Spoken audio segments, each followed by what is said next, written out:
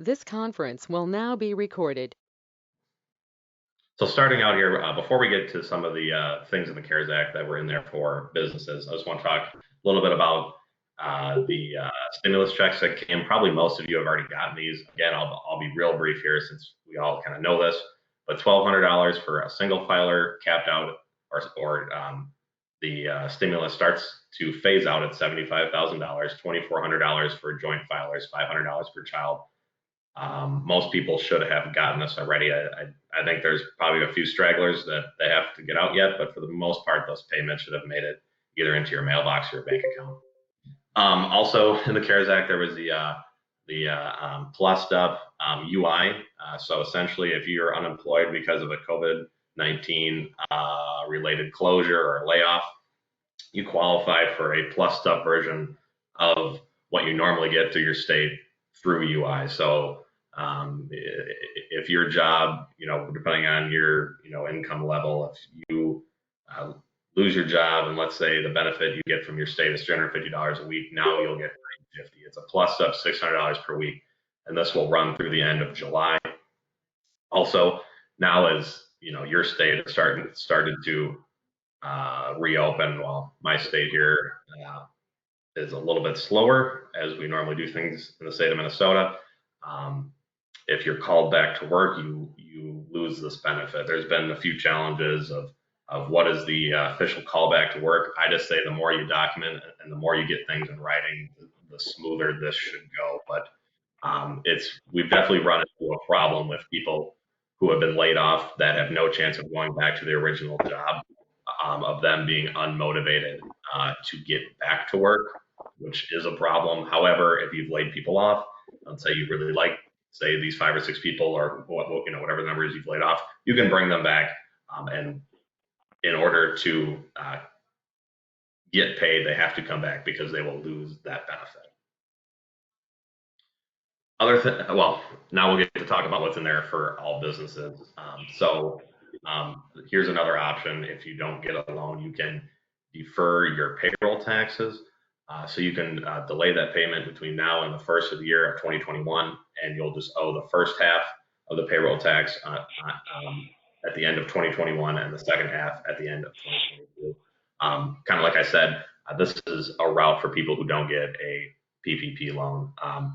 So this might be utilized a little bit more as PPP, as the funds for that start to dry up, which I honestly thought would have happened within the first couple of days when they've plussed up the money, but clearly the loan amount has gone down. Um, I think the average loan now is around less than $50,000. So this $310 billion that Congress put into the PPP program has really gone a lot farther than I think most people thought. Other options if you don't get a loan, there's the employee retention credit. So essentially, what this is, if you have been shut down or if you've seen a drop in revenue of more than 50%, you can qualify for this credit. What it is, it's a tax credit, 50% of your wages up to $10,000 per worker. So it's a up to $5,000 tax credit. Um, if you have less than 100 people working for you, you can qualify for this tax credit for every person you pay, whether they're working or not. If you're paying them, you can qualify. If you have more than 100 people working for you, it only qualifies for the people that you're paying that aren't working. So if you have people sitting at home and you're still able to pay them, you can qualify for this tax credit. And like I said at the start, this is another option for businesses that have not gotten a PPP loan. Now, again, PPP, we'll talk a little bit more about this. It was originally a $349 billion program. That ran out. Congress put in additional $310 billion. This is for businesses that have less than 500 people working for them, 501c3s, self-employed, the sole proprietors, and independent contractors. This loan, as you probably know, that it's the bulk of this is supposed to be focused on payroll. So what it does is the loan amount is essentially 2.5 months of your average payroll, capped out at $10 million. You get this loan through your local lender. So you'll go in or you'll talk to them on the phone. You'll apply for it. The SBA will either give it, will give you the green light or not, and then you'll get the loan number, and then you'll get the loan, and then you have 8 weeks to kind of distribute the loan through your workers. An unfortunate part of this, and it sounds like Congress is going to have to fix it, even though they didn't break it. You have to spend 75% of the loan on payroll, which, when you look at the name of the name of the program here, it makes sense. It's made to keep people's payroll flush. That said, businesses obviously have a lot more things to spend money on, so you can spend 25% of it on your rent, on your mortgage interest, or any other kind of operating costs that you've already had. But nowhere in the bill did ever say that had to be like that was the actual fraction of what you had to do. That 3/4 had to go to payroll, and a quarter had to go to everything else. That was something that the Treasury did on their own, and it sounds like the Treasury is not going to change that at this time, even though members of Congress have really pushed them to do that. I think they're looking for a act of Congress, and then they will change that. So that's kind of been an unfortunate externality that's kind of come out of this. Anyways, so the loan, it covers that 8 weeks after you get it. If you reduce the number of full-time folks working for you, you'll get that you'll get that cut down. Not as much of it will be converted into a grant from the loan. If you reduce wages by more than 25%, also that same thing will happen. You won't get as much of your loan converted into a grant. However, you have 30 days to bring them back as long as you maintain them through the end of June. We'll talk very shortly about the EIDL loans. This program has kind of fallen off the face of the earth here. Just, I guess, mostly because of funding. And it's an older program. It was never designed to be super efficient. It's a program that the SBA came up with about 60 years ago. It was a loan program for businesses that were either had damage because of a tornado or a hurricane or whatever the situation is. This is what this loan was originally made for. So it's a little slower working than I think the federal government had wanted. Anyways, originally the intent was, or at least the new intent for COVID-19, it was to cover small businesses, nonprofits, plus the faith-based ones with with businesses less than 500 employees working for them, the sole proprietors, independent contractors. However, the SBA, since the money has really kind of bottomed out here, is they're only going to give it to ag-based businesses. So if you're not an ag-based business at this current time, you do not qualify for a EIDL loan, even though, like I said, that was not in the bill. That's just kind of the reality of what the SBA is doing going forward, just given the little bit of money that's left in there. You used to be able to get up to a $2 million loan. Now it's capped at $150,000. It's my understanding it's still a 30-year term. The rate is still 3.75. You can defer those payments for up to a year. Now it used to be up to $200,000. You didn't need a personal guarantee. Now, obviously, no loans. You need a personal guarantee. You don't need a tax return. You don't, and the loans are based on your credit score. Collateral is not needed for any loan less than $25,000. And they're still doing that up to $10,000 emergency grant. So again, this is a grant, not a loan. You can get up to $10,000 from the SBA. It was kind of the appetizer to whatever loan you were going to get.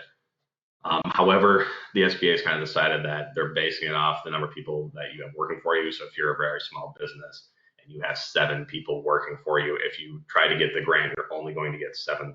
It's $1,000 per worker, essentially. So really the only way you can get up to $10,000 is if you have more than 10 people working for you. Also, let's say you got one of these loans in the past and you're still in the process of trying to get a PPP loan. You can either refinance this loan into a PPP loan, or you can still get a PPP loan as long as you don't spend the money on the same like business expenses. You can't use EIDL for payroll and also get the paycheck loan and use that for payroll as well. So here's the new program, the Main Street Lending Program. And this will be utilized, obviously, by some of the larger size small business, medium-sized businesses. The start date is still pending, so we don't know exactly when this is going to start. I'll just kind of run down some of the qualifiers here. You have to be in business before March 13th. The loan amount has to be greater than $500,000. So obviously, this is on the larger side of small businesses. It's a 4-year term. You don't have to make payments during the first year. The maximum loan amount depends on different calculations. There's 3 or 4 different versions of this loan that you can get. So kind of your max uh, depends what qualifiers you fall into. However, if you have more than 15,000 people working for you, or if your annual revenue is bigger than $5 billion, you do not qualify. So again, this is for larger, small businesses to medium-sized businesses. You have to be based in the U.S. and you have to have most of the people working for you also based in the U.S. And you have to have a good faith effort to maintain payrolls and keep your workers. So it's it's not as strict as the PPP program, basically because this is a traditional loan. You cannot get this turned into a grant. It's just more of it's a guaranteed government-backed loan that if you meet these certain qualifiers that you can get. So it's just an easier way for businesses to get capital now, but there's no opportunity to get essentially quote unquote free money. There are restrictions on compensations, uh, stock stock repurchase, and you cannot pay dividends for the life of the loan plus 1 year. And the one thing that's similar to the PPP loans is that you get them through your local or national lenders. And also, what is nice, so let's say you got a PPP loan prior and you realize, boy, we're going to be closed for a lot longer, or we need some more capital coming in here. If you've gotten a PPP loan, you can get a Main Street loan as well. So it's not a one or the other. So that's kind of a major benefit of this program here. So to get more information, you'll want to go to uschamber.com/coronavirus. On there, we have our guide. So we made our own guidance for essentially every program in the CARES Act. So if you want a little more information on PPP, we got a guidance for that. We got one for EIDL. We got one for the Main Street program, breaks down kind of the calculations of what you can qualify for. We also have a section for workers if they get laid off. What are their healthcare options? So it's really become kind of a catch-all page of really anything financial or health related that you could need, either if you're a worker or a business. I would highly recommend checking it out. I think the first time we spoke, we only had the small business resource page, which just covered PPP. But since then, we've really kind of blown up that page. A lot of really good guidance, all very easy to read, and they're all less than 4 pages. So a little more simpler than what you'll see on the Treasury's website or the Fed's website. Let's talk a little bit about what it's going to take to get businesses going again. Kind of like I said at the start, we're not just flipping the light switch on, and we're not all going back. And unfortunately, given the situation we're in, there is no playbook that we can look at. I mean, I guess you could say the Spanish flu, but business in 1918 and business in 2020 are a lot different. There's no playbook we can look at. It's kind of one of the times, at least in my lifetime, where you can look to the government and they have more questions than answers. And unfortunately, that's just kind of the situation we're in. The biggest issue that we see, and we've really seen it blown up. I think there's already been 300 plus lawsuits filed. These trial lawyers are sharks right now. They're going after, if they can find a employee that's willing to complain about a certain issue at their work, they're jumping on it. There's been, like I said, over 300 lawsuits filed already, which is kind of crazy. So we're kind of trying to calm down the pressure from the trial lawyers. I guess I'll get more to the politics of it as we go on here. But I'll talk a little bit about what we want. So we want a timely approach, a target approach, and a temporary approach. If you talk to the groups that represent the trial lawyers, they'll tell you that businesses just want, this overarching forever, lawsuit immunity that they can never be sued for anything ever. And it's like, no, that's not what we're pushing for. We want to make sure that there's not frivolous lawsuits. I know we've dealt with it a lot here in the state of Minnesota, of these old ADA lawsuits where a person who's disabled shows up at your business. They have a lawyer with them. They measure the angle on your ramp. Oh, the ramp is too steep. And now all of a sudden you got a lawsuit. And we also did a study. We found out that most businesses are about one lawsuit away from closing. So they really don't have, and you all know this, you don't have the capital to kind of fight these lawyers. So a lot of businesses end up closing. We foresee and we've seen the same sort of situations where they come in and say, oh, these desks are actually 5 feet and 11 inches apart. and now my client here has coronavirus, so we're going to sue you. So we want to kind of lax that angst that we're seeing. And so that is the timely, targeted, and temporary approach to that. We want to have a temporary safe harbor where businesses can feel safe to reopen as long as they follow what the CDC or their state and local government has put out for guidelines. On top of that CDC, again, we're on top of their guidelines. We're looking for something a little more concrete coming from them. They've actually, they've put out kind of a nice page, kind of a best practices page for businesses to follow. Again, we're not looking for regulation. We want to keep it a guidance, but we're looking for something a little more concrete than what they've put out. Like I said, that we don't want to, protect businesses that, are willfully not doing anything. They still have people working on top of each other. They got 10 people working around a 10-foot conference table. We're not looking to protect businesses that aren't willing to kind of, evolve into this new world.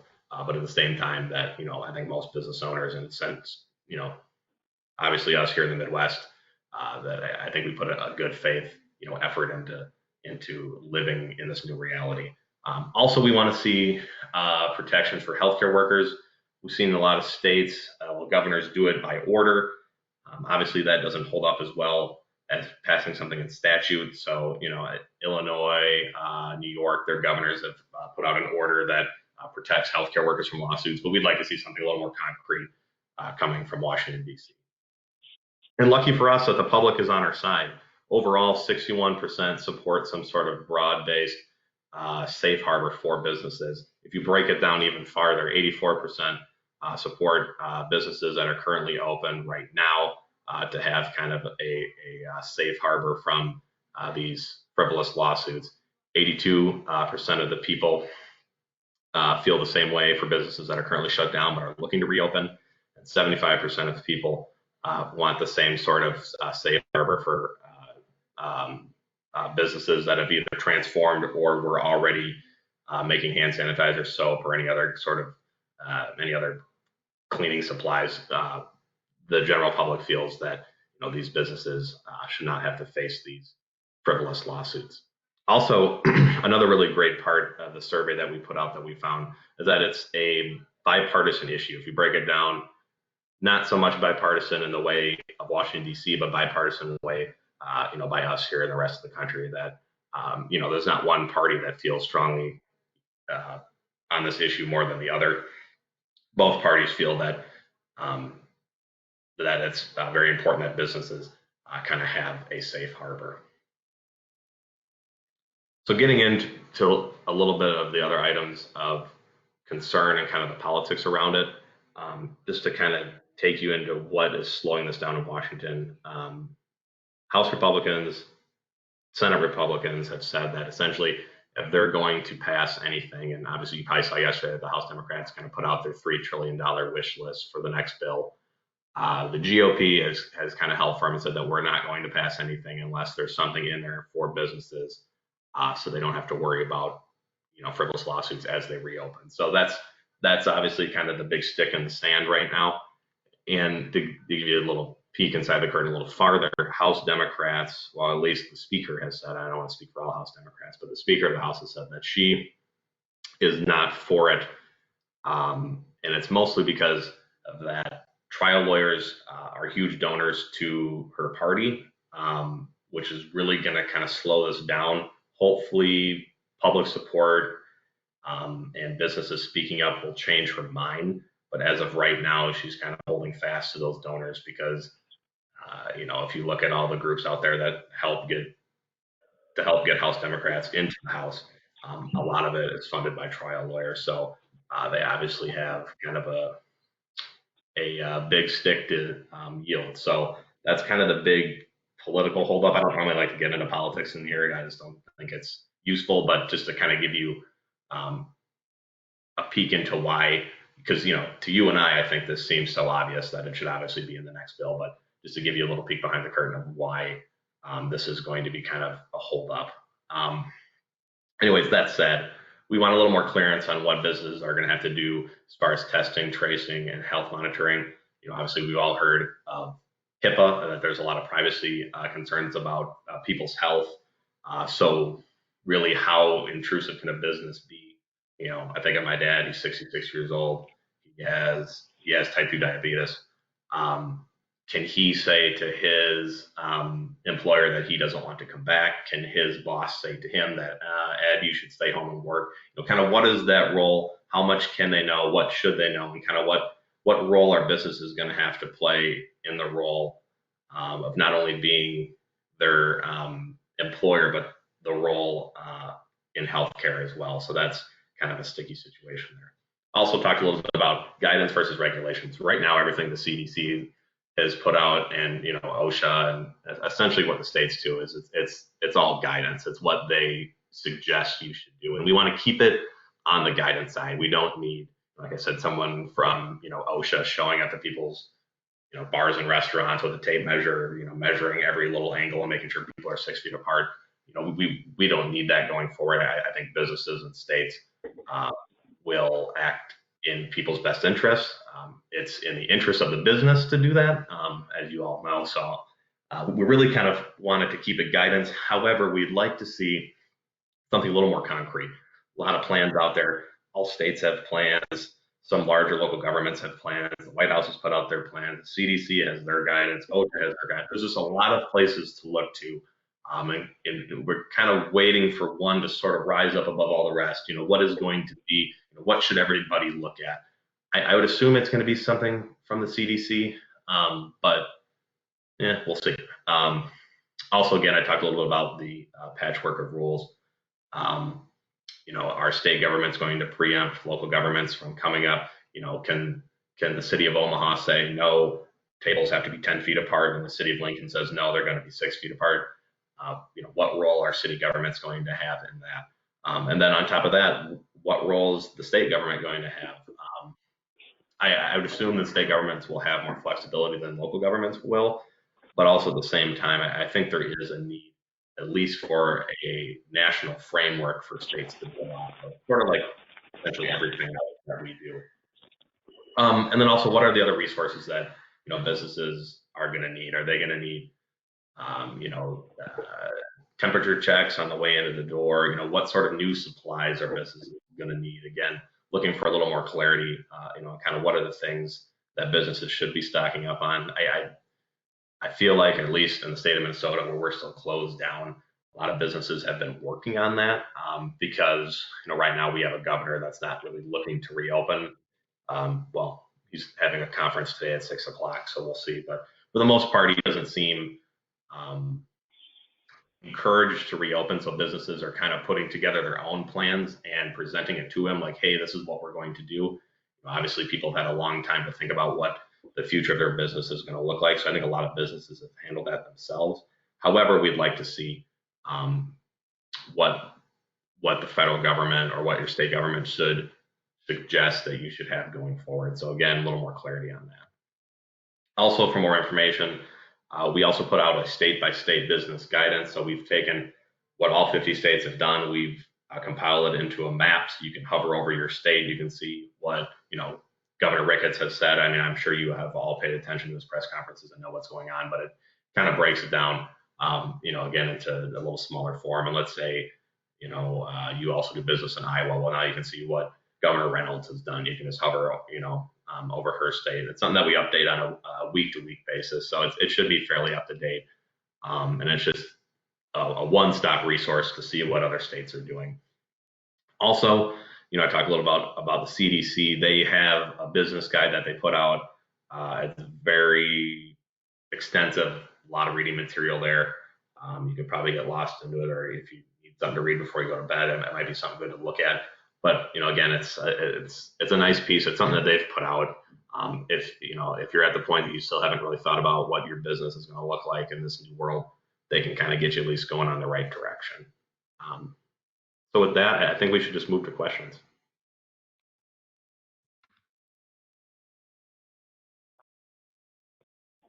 Okay, is there any questions?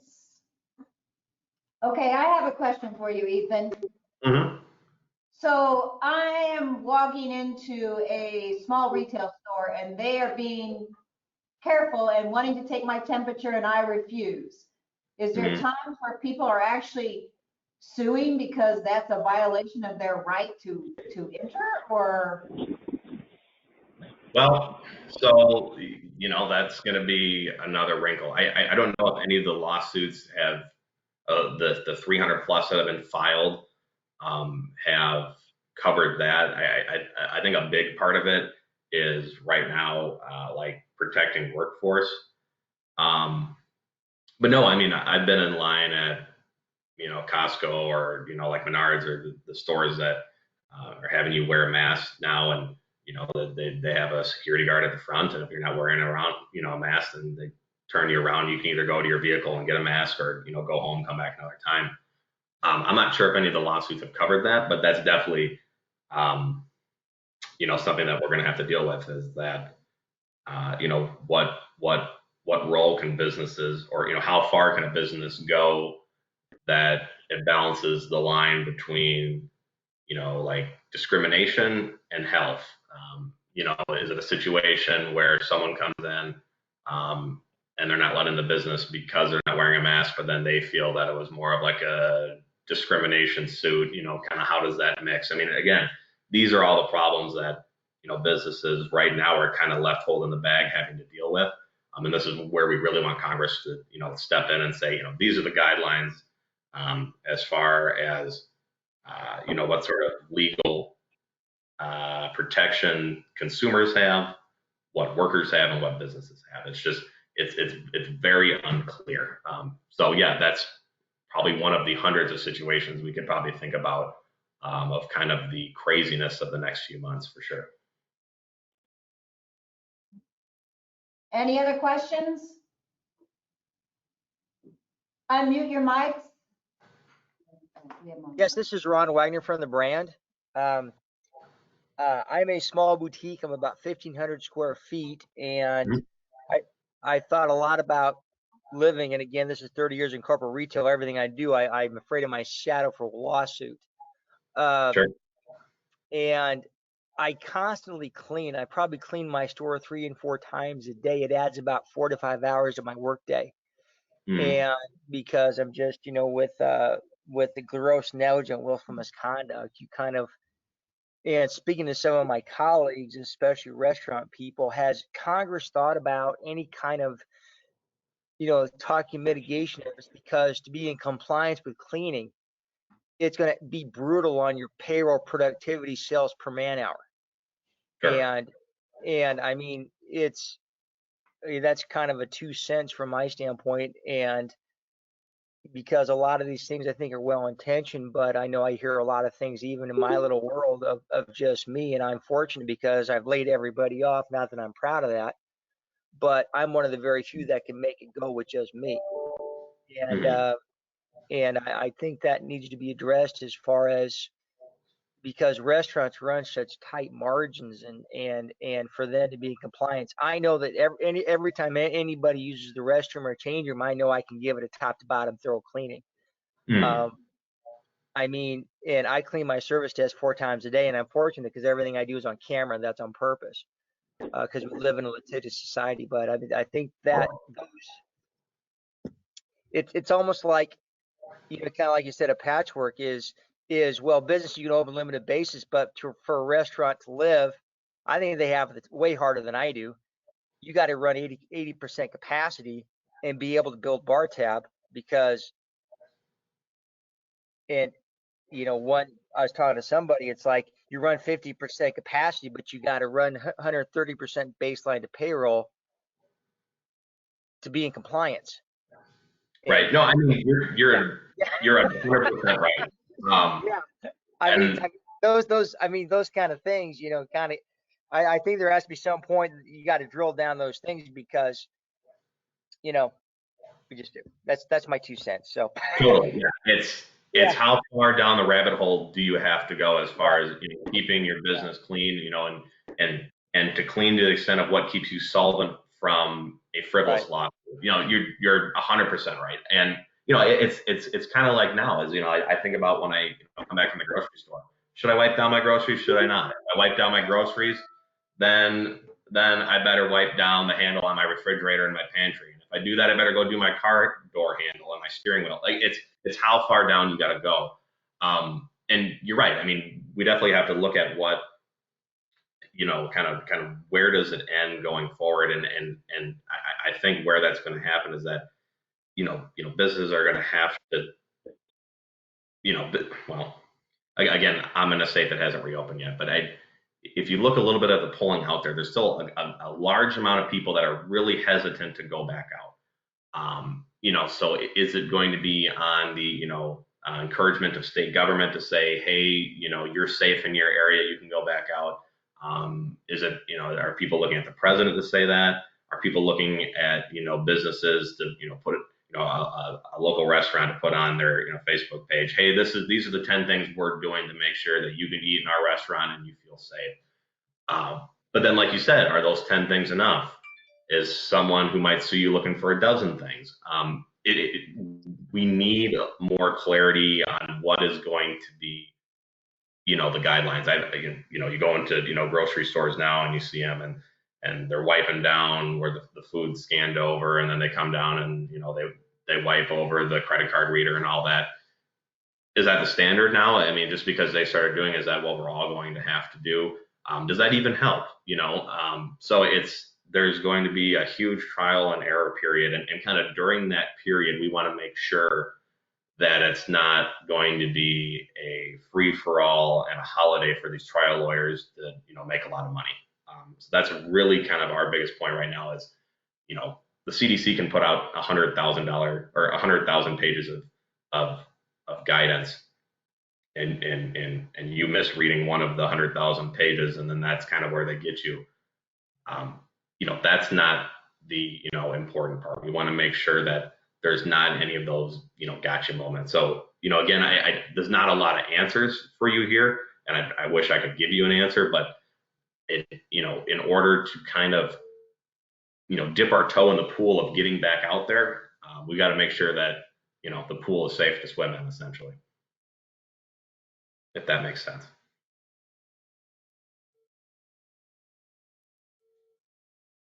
Is there a timeline on when Congress is going to maybe take some action, or are we looking at months or a year? So the House said that $3 trillion bill that they put out yesterday, they want to get a vote on it for the full House by the end of this week. Again, that's kind of going to be the end of it. I would imagine whatever the next bill is going to look like is going to reflect more of the priorities of the Senate and the president, just based on they're the same party and they make up 2/3 of government here. So the bill is going to be whatever it's going to be. It's going to be 2/3. Kind of what the president and the Senate want, kind of 1/3 of some of the things that the House has been able to put in there. I've heard towards kind of the end of May is when we could see something pass. Now, is that going to be mostly just, kind of reboost of, certain stimulus that was in the CARES Act? Are there going to be new things? Are they going to have the will from the House Democrats to get in there something to, kind of, like I said, a safe harbor for, businesses, including restaurants and retail and all that? Because I just kind of foresee if they don't do that, why it's, so important. And again, all you on this call know this, that if you can't kind of regain the public trust, and if businesses don't feel that they can safely, reopen, then we're never going to really kind of, there was talks that this could be, kind of a V-shaped, like event that, we were up here, in March, we shot down and we're going to shoot back up. Well, we got no chance of shooting back up if people don't feel comfortable to get out, and if businesses don't feel comfortable to reopen. I mean, we could reopen everything on Monday. It doesn't mean people are going to do it just because, they don't want to have a lawsuit, showing up on their front door. So, again, you asked me or what time it was. I told you how to make a watch, but I think by the end of May is when you could see kind of the next congressional action go through. But if you're looking at the House bill, 2/3 of that has no chance of going anything farther than out of the House. So it's not I don't think it's a good barometer to kind of see what's next, in my opinion. Any other questions for Ethan from the U.S. Chamber?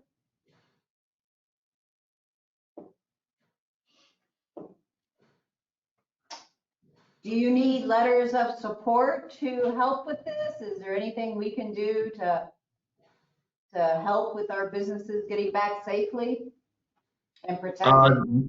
Nothing at nothing at this minute. I mean, it's something that kind of now that our kind of lead lobbyists are working with the Senate of kind of what businesses want, and kind of what the Senate GOP foresees the safe harbor. We're kind of waiting for a more. I mean, there's been bills out there, but we're kind of waiting for something for leadership to put out and say, hey, this is what we're going to push on the House, to kind of get through. So we're kind of waiting for them to take that next step, at least put something out. We'll obviously read through it. We talked to our members and kind of is this what you were looking for? Is this kind of what we were hoping for? So it's still kind of in those infant stages, but I definitely foresee in the very near future that we're going to be looking at not only our membership but chambers around the country to have their membership on board to get this done, because clearly if you phrase the survey questions in a way that you just say that we want a temporary safe harbor for businesses during this reopen process, the public is overwhelmingly on our side, and that I think public support, business support, chamber support will do a lot of getting this through. It's just going to be a matter of when, and until then, there's no doubt to think that we're kind of in limbo here. I mean, I don't blame any business that or any business owner that can't sleep at night, because you just look at all these lawsuits that are being introduced, and now they've with the ad revenue down, they've had a chance to buy cheap cable ads, so they're getting their ads on TV in certain states. They're really kind of taking advantage of this sort of Wild West situation we're in. So again, we're going to push really hard on it. Nothing at this minute, but I foresee a more official proposal coming in the next week or days, kind of towards the end of the month here. Okay, any other questions? This is Ron again from the brand. I just have one very quick question for Ethan. Ethan, is there a success story out there of anyone that's opened up that you're aware of? No, I mean, like we got a few from members that have gotten PPP loans and kind of the success of keeping them solvent for the next 8 weeks, but like we haven't gotten kind of the prototypical we're restaurant A and B and we reopened, and the problem is that not enough states have been reopened long enough to show if what they're doing is working. We've learned that it kind of takes, even if you get coronavirus, it kind of takes 2 weeks for it to kind of come to the surface. So kind of the first state to really kind of reopen that was closed is Georgia. So kind of waiting on kind of the numbers coming out of there. I think maybe in the coming weeks we could have a little more something better to point to. I think as far as the state goes, so I kind of check around, like the Midwest region every day, just kind of see what states are doing. North Dakota and Governor Burgum have really done a good job kind of in their reopening process. They've almost gotten to the point that case numbers have dropped even. But Governor Burgum was really focused on that contact tracing of finding people who had it and, making sure that they stay, isolated for 2 weeks. Now, obviously in North Dakota, that's a little easier to do.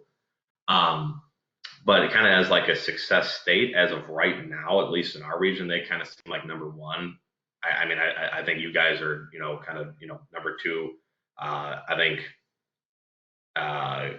Governor Ricketts has done a great job. Obviously you're a more populated state, so he's kind of taking it by county, and I think that's a really good idea too. But again, right now it's all great ideas on paper. What's it going to look 2-3 weeks down the road? Are cases going to spike? Obviously as more testing comes, more and more people will test positive just because you're testing more people. So we want to look at, how many people are in the hospital and that rate, what's the death rate look like? So no, I haven't seen like, you know, the Wall Street Journal or, the Washington Post or someone, pick up like, a success story of a certain business that, has really kind of got back on track. I foresee some of that coming in the next coming weeks when they can kind of test their success. They might feel comfortable about it now, but what's it going to look like? So no, I haven't seen anything that, is kind of, the perfect role model, but I foresee stuff like that coming out shortly, whether positive or negative. It seems like every day we get new information. So hopefully soon, because it would just be nice to see something positive, especially when it comes to reopening our economy. Hey, Ethan, we do have a chat. They said they agree about the presentation, but there's so little we really know. And they Right. would like the idea of maybe doing a coming back best practice call. I'm a little probably premature for that, but maybe when we do have some guidelines. Sure. Yeah. I mean, we don't know. Yeah. I mean, definitely as more concrete, guidelines come back, yeah, that'd be great. Kind of at the point right now is, we can talk about, kind of what are, the best possible things you can do. The only difference is that with each, industry, everything changes. You can, if you own a small clothing shop or, a restaurant or a bar, each is going to have, certain complications and certain things are going to have to do that are completely different from some other business. So no, I mean, I think as far as like, for us to just to kind of go through the gigantic thing that, OSHA's put out is just kind of unproductive at this point. Looking for something, once we get something a little more, concrete, I'd be very happy to walk through it. Or, even better that is that when, Congress has a chance to, kind of address the frivolous lawsuit issue, I'd be more than happy to go through that. Hopefully we can do that sooner than later. But, you know, unfortunately, right now we just kind of got to think what's best for ourselves, and hopefully do, what's best as far as, reopening. But there's, kind of like I said at the start, that there's no great playbook that we can look at and say, oh, that worked before, we're going to do that. We're just going to take that and run with it. We're really kind of starting from scratch here, and it's frankly, it's very frustrating. Normally, kind of like I said, we live in a country that if you got questions, there's answers. You might not like the answers, but there's answers for you to look at, and you can kind of change them and run with them. But this is the time that we're going to have to be, inventive as far as kind of what we're going to do to reopen. And I think that's why, in my state, as we've kind of mostly stayed closed here, why businesses are kind of taking the reins and say, hey, we're a restaurant here in Prior Lake. That's where I live. And, these are the 10 steps that we're going to do to make sure you're safe. Does this kind of fit what you're looking for? So it's really giving, at this point, kind of the power to the people to kind of, see what best practices are going forward. And, hopefully, the federal government can kind of get their act together and build a little, playground for us to work in, and a safe playground. I will say too, we have, as of yesterday, from the Department of Health and Human Services in Nebraska, the restaurant room dining reopening guidelines. So we do have those. If anyone needs to share, we did post them on Facebook too. But I mean, that's just one sector of that is reopening. So, salons have questions, retail. So it's a very different time. But any other questions? It is. Anything you want to close with, Ethan? While we appreciate your time and this information, and we look forward to following up to see how we can all assist with this. Yeah, no, I'm really looking forward to see, kind of like I said, when we have a more structured playground, of kind of what we're all going to work at. Kind of right now, my best advice, I'm obviously not a business owner. I've never owned a business, but right now my best advice is to do what you can in your head and heart that you think is, the best going forward. Obviously your governor has laid out guidelines for you. But there's kind of no perfect way or no perfect playbook to kind of gain the public trust back, to kind of get them out there, and feel comfortable. it's going to take time. I mean, we always knew that it was going to be a dial that we turned back, but now another wrinkle of the dial of that people that have an underlying health condition that still feel the need that they should stay home, or just people that are a little more nervous, whatever the case is, that it's it's really our time to kind of rebuild our brand, and make sure that the public and in your case your state government kind of trust what you're doing going forward. So I really hope in the next coming weeks we get again a better framework of the game that we're going to be playing from. So I'd like just thanks for having me again, and I'd be more than happy to come back as we get more information. Hey, Ethan. Yeah. One quick question. Is there any guidance that you give to businesses? You talked about the lawsuits a lot.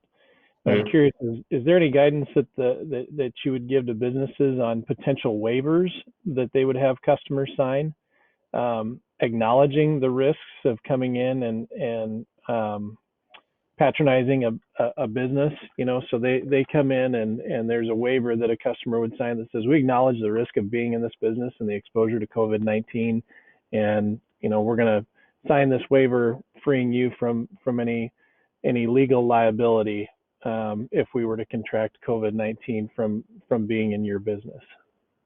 Yeah, I mean, I think that's definitely a possibility. I think you probably want to hire a lawyer and kind of work with them to get more of a legal binding document.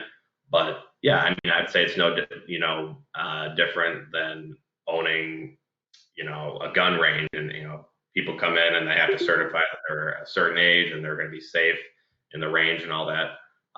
Yeah, I mean, I've heard of some businesses doing that. I definitely think that's an option, but at this point, to me and to the chamber, that's just a starting point that we want to see something a little more concrete from Washington. I think every business having to deal with a lawyer and kind of draw up their own game plan. While that might work now, we kind of believe that we're going to need something more structured going forward. Good, thanks. Mm-hmm. Are there any other questions? If not, I thank you all for coming, and we will follow up and work together to get through this. So thank you very much. Thanks, Ethan. Thank you.